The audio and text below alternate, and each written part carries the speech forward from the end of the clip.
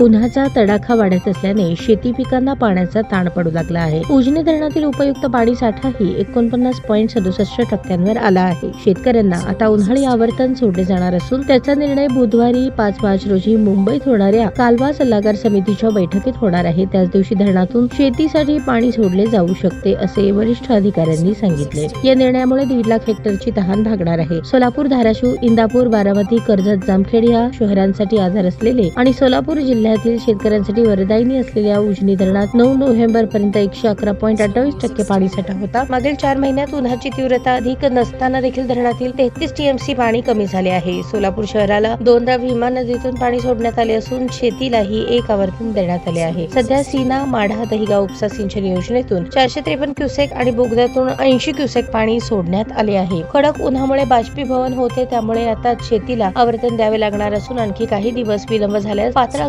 पातळी कमी होऊन पाणी सोडता येणार नाही. पाणी पातळी उणे 20% गेल्यास कॅनल मधून पाणी सोडता येत नाही. दुसरीकडे शेतीला पाणी सोडून 1 महिना आता पूर्ण झाला आहे. या पार्श्वभूमीवर आता 5 मार्च पासून शेतीसाठी पाणी सोडण्याचे नियोजन लाभक्षेत्र विकास प्राधिकरणाने केले आहे. कालवा सल्लागार समितीचा निर्णय झाल्यानंतर धरणाचे दरवाजे उघडले जाणार आहेत. ताज्या बातम्या पाहण्यासाठी प्राईम महाराष्ट्र न्यूज चॅनलला सबस्क्राईब करा.